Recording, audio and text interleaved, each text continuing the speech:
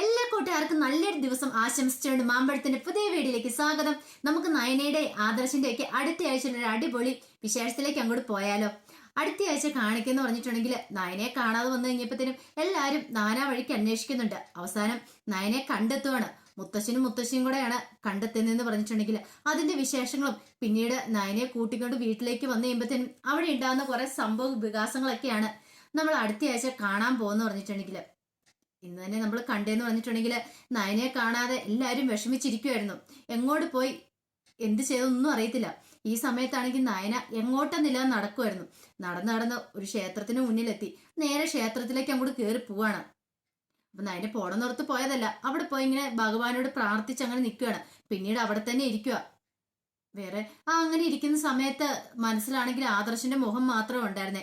ആദർശ് ആ കത്തിൽ എഴുതിയ കാര്യങ്ങളും അങ്ങനെ ഇരുന്നങ്ങോട്ട് നേരം വെളുപ്പിക്കുകയാണ്. ഈ സമയത്താണെങ്കിലോ നയനെ കാണാതെ വന്നിപ്പോ എല്ലാവരും വീട്ടിലേക്ക് തിരിച്ചു വരുന്നുണ്ട്. ആദർശും അനി അബി എല്ലാരും കൂടെ.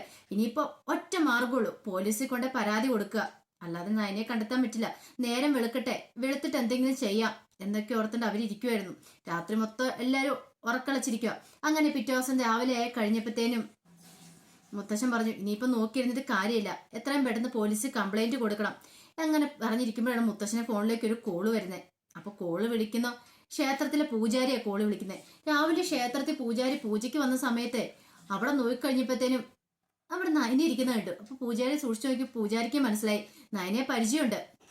ഇത് മൂർത്തി സാറിന്റെ മരുമോളാണല്ലോ. അപ്പൊ ഇതെന്താ ഇവിടെ വന്നിരിക്കുന്നേ? അവിടെ ഇരുന്ന് ഉറങ്ങിപ്പോയായിരുന്നു നയന. രാത്രി മൊത്തം ഇങ്ങനെ ഇരുന്നതിന്റെ ക്ഷീണത്തില് ആ തൂണച്ചായിരുന്നു മയങ്ങിപ്പോയി. പെട്ടെന്ന് തന്നെ പൂജാരി എന്ത് ചെയ്യുക, മുത്തശ്ശനെയും വിളിക്കുന്നുണ്ട്. അങ്ങനെ മുത്തശ്ശനെ വിളിച്ച് കാര്യം പറഞ്ഞു കഴിഞ്ഞപ്പോ മുത്തശ്ശനെയും കൂട്ടിക്കൊണ്ട് അങ്ങ് പോവാ. മുത്തശ്ശൻ പറഞ്ഞു, വേറെ ആരും തക്കാലം ഈ കാര്യം പറയണ്ട, നമ്മൾ മാത്രം അറിഞ്ഞാൽ മതി, നമുക്ക് പോയി നയനെ കൂട്ടിക്കൊണ്ട് വരാം. എന്താ സംഭവിച്ചെന്ന് അറിയത്തില്ല, നയനമോൾ എന്താ പറയണേന്ന് അറിയില്ല. അങ്ങനെ രണ്ടുപേരും അങ്ങോട്ട് പോവാണ്. അവിടെ ചെന്ന് കഴിഞ്ഞപ്പോഴത്തേനും നയനെ അവിടെ ഇരുന്ന് ഉറങ്ങുന്ന കാണുക. പിന്നീട് നയനെ വിളിച്ചുണർത്തി കഴിഞ്ഞപ്പോഴത്തേനും നയന ഞെട്ടിപ്പടഞ്ഞ് എഴുന്നേക്കുവാണ്. പിന്നീട് മുത്തശ്ശൻ ചോദിക്കുന്നുണ്ട്, എന്താ മോളെ നീ ഇങ്ങനെ, എന്താ ഇവിടെ വന്നിരുന്നതിന്റെ കാരണങ്ങളൊക്കെ ചോദിക്കുകയാണ്. നയനെ അപ്പൊ പറഞ്ഞു, ഞാൻ അങ്ങോട്ട് ഇനി വരുന്നില്ല എന്നൊക്കെയാ പറയണേ അനന്തപുരിയിലേക്ക്. അതിന് കാരണം തിരക്കഴിഞ്ഞപ്പോ എനിക്ക് അവിടെ ആരുമില്ല, പിന്നെ ഞാൻ എന്തിനാ അങ്ങോട്ട് വരണം. ഇത് കേട്ടാ മുത്തശ്ശന് സങ്കടമായി. മുത്തശ്ശൻ പറഞ്ഞു, അങ്ങനെ പറയരുത്, നിന്റെ ഭർത്താവിന്റെ വീടല്ലേത്, നിന്റെ സ്വന്തം വീടല്ലേത്, പിന്നെ നീ എന്തിനാ ഇവിടെ വന്നിരിക്കണേ, അങ്ങോട്ട് വരാനും പറഞ്ഞു നിർബന്ധിച്ച് കഴിഞ്ഞപ്പോ തന്നെ നയനെ തന്റെ കയ്യിലിരിക്കുന്ന ആ കത്തെടുത്ത് മുത്തശ്ശന്റെ കയ്യിലേക്ക് കൊടുക്കുകയാണ്. ആദർശ് എഴുതി വെച്ച കത്ത്, ഭഗവാന്റെ മുന്നിൽ സമർപ്പിച്ച കത്താണത്. അത് വായിച്ച് മുത്തശ്ശൻ ആദ്യം ഒന്നും പിടിയിട്ടില്ല. പിന്നീട് പറഞ്ഞു, ഇത് ഭഗവാന്റെ മുന്നിൽ സമർപ്പിക്കാൻ വേണ്ടിയിട്ട് ആദർശനെ എഴുതി വെച്ച ലെറ്ററാ, ഇതെന്റെ കൈ കിട്ടിയെന്ന് പറയണം. മുത്തശ്ശി അത് വായിച്ചു. രണ്ടുപേർക്കും വല്ലാത്ത വിഷമായിപ്പോയി. നയനെ എന്തുകൊണ്ടാ ഇത്ര സങ്കടപ്പെട്ട് ബുദ്ധിമുട്ടി രാത്രിക്ക് രാത്രി ഇറങ്ങി വന്നെന്നുള്ള സത്യം അവരങ്ങനെ മനസ്സിലാക്കുകയാണ്. പിന്നീട് നയനെ ഉപദേശിച്ച് വീട്ടിലേക്ക് കൊണ്ടുപോകാൻ ശ്രമിച്ചെങ്കിലും നയന വീട്ടിലേക്ക് പോകാനായിട്ട് കൂട്ടാക്കിയില്ല. അവസാനം മുത്തശ്ശി പറഞ്ഞു, മോളെ നീ ഇവിടെ ഇനി അങ്ങോട്ട് പോകണ്ടല്ല, നീ ആ കുടുംബത്തില് മൂത്ത മരുമോളായിട്ട് വരേണ്ടവളാ, നീ ഒരിടത്തേക്കും പോവല്ലെന്നും പറഞ്ഞുകൊണ്ട് നയനെ നിർബന്ധിക്കുന്നുണ്ട്. അവസാനം മുത്തശ്ശന്റെ ഒക്കെ നിർബന്ധപ്രകാരം നയന പാതി മനസ്സ് സമ്മതിച്ചു പോകാന്നുള്ള. ഈ സമയത്ത് ആദർശയുടെ കറങ്ങിത്തെറ്റി വരുന്ന സമയത്ത് വീട്ടിലത്തെ വണ്ടി കിടക്കുന്ന കണ്ടു. അപ്പോൾ ഒരു സംശയം തോന്നി അവിടെ നിർത്തിയിട്ട് നേരെ ക്ഷേത്രത്തിലേക്ക് കയറി വരുവാണ്. അപ്പോഴാണ് മുത്തശ്ശിനെ നയനെ കണ്ടത്. പിന്നീട് ആദർശം ഒന്ന് നയനെ കൂട്ടിക്കൊണ്ട് പോകാൻ തുടങ്ങുക. പക്ഷെ നയന ആദർശന്റെ ഒപ്പം പോകുന്നില്ലെന്നും പറഞ്ഞ് നിൽക്കുമായിരുന്നു. പിന്നെ ആദർശന് സംശയമായി, ഇവളെന്തിനാ ഈ പാതിരാത്രി ഇങ്ങോട്ട് വന്നേ, ഈ ക്ഷേത്രത്തിൽ വന്ന് കുത്തിപ്പിടിച്ചിരുന്നേ, എന്തേലും കാരണം ഉണ്ടാവുമല്ലോ.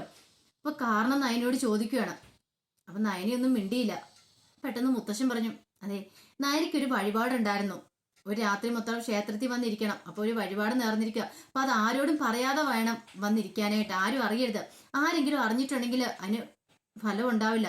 അതുകൊണ്ടാണ് ഇപ്പൊ രാത്രി വന്നിരുന്നിട്ട് രാവിലെ നേരം വെളുക്കാറത്തിന് ആരും അറിയുന്നതിന് മുമ്പ് വീട്ടിൽ വരാന്നോർത്ത് വന്നിരുന്നാന്ന് പറയണം. മുത്തശ്ശൻ ഇങ്ങനെ പറയുന്ന കേട്ടപ്പോ മുത്തശ്ശി നയനയും വരെ ഞെട്ടിപ്പോയി. കാരണം ആരെയും പിടക്കാതിരിക്കാൻ വേണ്ടിയിട്ട്, അല്ലെങ്കിൽ സത്യം തുറന്നു പറയാൻ പറ്റില്ലല്ലോ എന്തുകൊണ്ടാന്നുള്ള കാര്യം. ആ ലെറ്റർ വായിച്ചുകൊണ്ട് അന്ന് ആദർശനോട് പറയാൻ പറ്റില്ലാത്തതുകൊണ്ടാ മുത്തശ്ശൻ അങ്ങനെയൊക്കെ ചെയ്തത്. അവസാനം നയനയുടെ കയ്യെ പിടിച്ച് വലിച്ച് വരാൻ പറയുകയാണ്.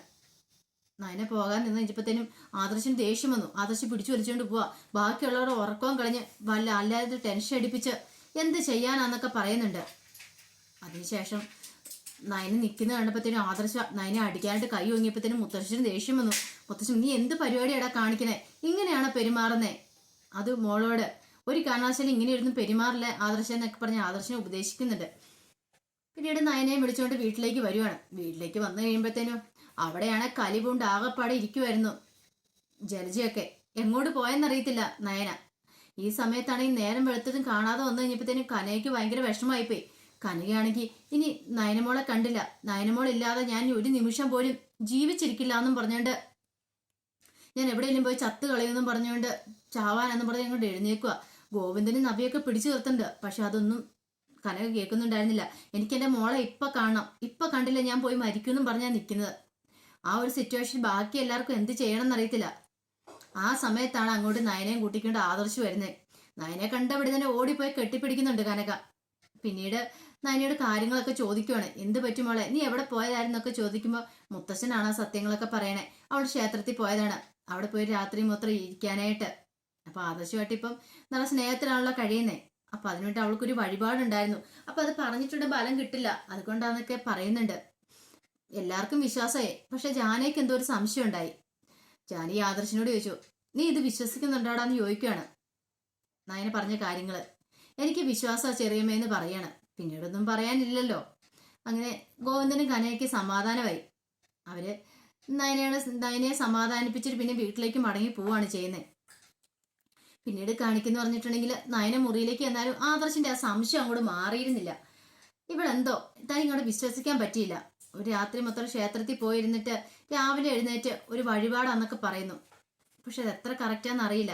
അവള് തന്നോട് കള്ളം പറയുന്നതാണോ, ഇനിയിപ്പോ ഇവളുടെ ഉദ്ദേശം വേറെന്തെങ്കിലും ആയിരുന്നു. അങ്ങനെ ആദർശ് നയനയോട് പിന്നെ അതിനെക്കുറിച്ച് പോയി ചോദിക്കുന്നൊക്കെ ഉണ്ട്. നയന പക്ഷെ അതിനെക്കുറിച്ചൊന്നും വിട്ടു പറയുന്നില്ല. ആദർശം അടുത്ത് ചെല്ലുമ്പോഴത്തേനും നയന പതുക്കെ ഒഴിഞ്ഞു മാറി പോവാണ്. നയനയ്ക്കറിയാം ആദർശ് തന്നോട് യഥാർത്ഥ സ്നേഹമല്ല കാണിക്കുന്നത്, അതൊക്കെ വെറും ഒരു കാബഡി മാത്രമാണ്. പക്ഷെ ആദർശന് അറിയത്തില്ലോ നയന കത്ത് വായിച്ച കാര്യം. പണ്ടത്തെ പോലെ നയനെ പറ്റിക്കാൻ ഓർത്തോണ്ടാണ് ആദർശ് വീണ്ടും അടുത്ത് കൂടുന്നു പറഞ്ഞിട്ടുണ്ടെങ്കിൽ.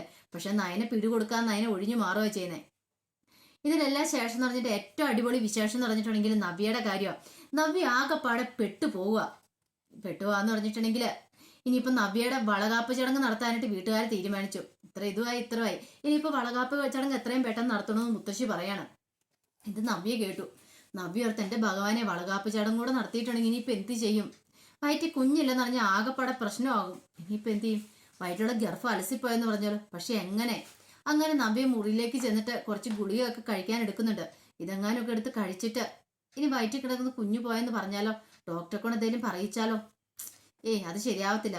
അത് ചിലപ്പോൾ തൻ്റെ ബോഡിയെ ബാധിക്കും, തൻ്റെ ശരീരത്തെ ബാധിക്കും. ചിലപ്പോൾ തൻ്റെ ജീവന് പോലും ആപത്തായിരിക്കും. അത് വേണ്ട. പിന്നെ എന്ത് ചെയ്യും? ഓർത്തിട്ടൊരു ഐഡിയ കിട്ടുന്നില്ല. അവസാനം അങ്ങനെ ഒരു പ്ലാനും പദ്ധതിയും നിങ്ങൾ തയ്യാറാക്കുവാണ്. സ്റ്റെയർ കേഴ്സ് എന്ന് വീണ് കഴിയുമ്പോൾ ഗർഭം അലസിപ്പോയി. ആ നല്ലൊരു ഐഡിയ ആണല്ലോ. ആ സ്റ്റെയർ കേഴ്സിന് മുകളിൽ തന്നെ വീഴണം, ഉരുണ്ടുണ്ട് താഴെ ചെല്ലണം. അപ്പൊ അതോടുകൂടി തൻ്റെ കുഞ്ഞു പോയി. അതാണ് പിന്നെ ആർക്കും പെട്ടെന്നൊരു സംശയമൊന്നും തോന്നുന്നില്ല. അങ്ങനെ വലിയ പ്ലാനുകളും പദ്ധതികളും ഒക്കെ തയ്യാറാക്കുന്നുണ്ടായിരുന്നു നയന. മുത്തശ്ശനാണ് ആകെപ്പാട് ടെൻഷനായിപ്പോയി. കത്ത് വായിച്ചായിരുന്നല്ലോ. അപ്പൊ ആദർശ് കാണിക്കുന്ന കപട സ്നേഹമെന്ന് മുത്തശ്ശന് മനസ്സിലായി. പിന്നീട് മുത്തശ്ശൻ തനിച്ചിരിക്കുന്ന സമയത്ത് ആദർശ് അങ്ങോട്ട് ചെല്ലുന്നുണ്ട്. അപ്പൊ മുത്തശ്ശന് ഇങ്ങനെ ആദർശനോട് കുറെ കാര്യങ്ങളൊക്കെ പറയുന്നുണ്ട്. കാര്യങ്ങളൊക്കെ പറഞ്ഞതിന് ശേഷം കപട സ്നേഹത്തെക്കുറിച്ചൊക്കെ പറയാണ്. ഭാര്യ ഭർത്താവ് വഞ്ചിക്കുന്ന സ്നേഹിക്കുന്നതായിട്ട് അഭിനയിച്ച് അവസാനം ഭാര്യ ആ കള്ളത്തരം കണ്ടുപിടിച്ച് കഴിയുമ്പോൾ ഭാര്യയുടെ മനസ്സ് എത്രമാത്രം വേദനിക്കുമെന്ന് അറിയാവോ? അങ്ങനെയൊക്കെ ആദർശനോട് പറയാണ്. പക്ഷെ ഇത് കേട്ട് കഴിഞ്ഞപ്പോൾ ആദർശന് ഡൗട്ടായി. ഇനിയിപ്പം മുത്തശ്ശൻ എന്തെങ്കിലും അറിഞ്ഞോ? ദൈവമേ, ഇനിയിപ്പം താന് നയനെ വെറുതെ അതായത് നയനയോടുള്ള സ്നേഹം തന്റെ കാബഡിയാണെന്ന് മുത്തശ്ശൻ മനസ്സിലാക്കിയിട്ടുണ്ടെങ്കിൽ എന്തായിരിക്കും മുത്തശ്ശന്റെ പ്രതികരണം? ഇതൊക്കെ ഓർത്തപ്പോൾ ആദർശം വല്ലാത്ത വിഷമമായി. പിന്നീട് മുത്തശ്ശനോട് ചോദിക്കുന്നുണ്ട് ഇതിനെക്കുറിച്ച്. എന്താ മുത്തശ്ശൻ അങ്ങനെ പറഞ്ഞത്? മുത്തശ്ശൻ പറയേ, ഞാനിപ്പോൾ വായിച്ചൊരു പുസ്തകത്തിനകത്ത് കണ്ടതാ. അപ്പം ഞാനത് മോനോട് പറഞ്ഞോളെന്ന്. മുത്തശ്ശനത് തുറന്നു പറയുന്നില്ല. മുത്തശ്ശൻ്റെ ഉള്ളില് ടെൻഷൻ ഉണ്ടെങ്കിലും ആദർശനോടൊന്നും പറയുന്നൊന്നുമില്ല. പിന്നീട് ആദർശ് അകത്തേക്ക് കയറി വരുന്നുണ്ട്. അകത്തേക്ക് കയറുന്നിട്ട് നയനെ മാക്സിമം ഇംപ്രസ് ചെയ്യാണ്ട് നോക്കുന്നുണ്ട്. നയനെ അടുത്തുനിന്ന് ആ സത്യങ്ങളൊക്കെ ചോർത്തിയെടുക്കണം. അവൾ എന്തിനു വേണ്ടിയാണ് ക്ഷേത്രത്തിലേക്ക് പോയത്, അല്ലെങ്കിൽ അവൾ ക്ഷേത്രത്തിലേക്ക് തന്നെയാണ് പോയെന്നൊക്കെയുള്ളത്. പക്ഷെ നയനെ ആരാ മോള്? നയനെ അതിനെക്കുറിച്ചൊന്നും വിട്ടു പറയുന്നില്ല. പിന്നീട് വളകാപ്പ് ചടങ്ങ് നടത്താനുള്ള കാര്യങ്ങളൊക്കെ നടത്തിക്കൊണ്ടിരിക്കുന്ന സമയത്താണ് നവ്യ പരിപാടി ചെയ്യുന്നത്. സ്റ്റെയർ കേഴ്സ് എന്ന് വീഴുന്ന പോലെ അഭിനയിക്കുവാണ്. തല കറങ്ങി വീഴുന്ന പോലെ. കൃത്യസമയത്ത് തന്നെ നയനെ വന്ന് പിടിക്കുന്നുണ്ട്. അതോടുകൂടി എല്ലാ പ്ലാനുകളും പത്തുകളും നവ്യയുടെ പൊളിയുവാണ്. നവ്യ ആകെപ്പാടെ അടപടലം തകർന്നു പോയി. നവ്യക്ക് വേറൊരു ഓപ്ഷൻ ഇല്ലാതായി. പിന്നീട് മുത്തശ്ശനും മുത്തശ്ശിയും ഉറച്ച തീരുമാനം എടുക്കുകയാണ്. അത് നവ്യക്കിട്ട് 8ന്റെ പണിയായിട്ടുള്ളൊരു തീരുമാനം കൂടെയാണ് എടുക്കുന്നതെന്ന് പറഞ്ഞിട്ടുണ്ടെങ്കിൽ ഒരു ഹോം നേഴ്സിനെ വെക്കാനായിട്ട് നവ്യക്ക് സെപ്പറേറ്റ് ഒരു ഹോം നേഴ്സിനെ വെക്കണം. ഇനി നവ്യക്ക് മനസ്സിലായി തന്റെ അടവുകളൊന്നും നടക്കില്ല എന്നുള്ള കാര്യം. ഹോം നേഴ്സ് വന്നിട്ടുണ്ടെങ്കിൽ തന്റെ കള്ളത്തരമൊക്കെ പൊളിച്ചെടുക്കും ഒരുപക്ഷെ അവള്. അതുകൊണ്ട് നവ്യ മാക്സിമം ഒഴിഞ്ഞു മാറാൻ ശ്രമിച്ചു. എനിക്ക് ഹോം നേഴ്സിനെ വേണ്ട, ഇപ്പൊ എന്നെ നോക്കാൻ നയനയുണ്ടല്ലോ അമ്മയുണ്ടല്ലോ എന്നൊക്കെ പറഞ്ഞിട്ട്. പക്ഷെ മുത്തശ്ശനങ്ങനെ വിട്ടുകൊടുക്കാൻ പ്ലാൻ ഇല്ലായിരുന്നു. അവസാനം നമ്മുടെ നവ്യ പെട്ടുപോവാണ്. അതിന്റെ വിശേഷങ്ങളൊക്കെയാണ് അടുത്ത ആഴ്ചയിൽ പ്രമോയിൽ കാണാൻ പോകാൻ തുടങ്ങിയിട്ടുണ്ടെങ്കിൽ. ആ വിശേഷങ്ങൾക്കായി നമുക്ക് എല്ലാവർക്കും കാത്തിരിക്കാം കേട്ടോ. അപ്പൊ വീഡിയോ ഇഷ്ടപ്പെട്ടെങ്കിൽ എല്ലാവരും ലൈക്ക് ചെയ്യണം കേട്ടോ. ആദ്യമായിട്ട് കാണുന്നവരാണെങ്കിൽ അന്ന് സബ്സ്ക്രൈബ് ചെയ്യുകയും കൂടെ ചെയ്യണം കേട്ടോ. ഒരിക്കൽ കൂടി എല്ലാവർക്കും നല്ലൊരു ദിവസം ആശംസിച്ചുകൊണ്ട് നിർത്തുന്നു. നന്ദി.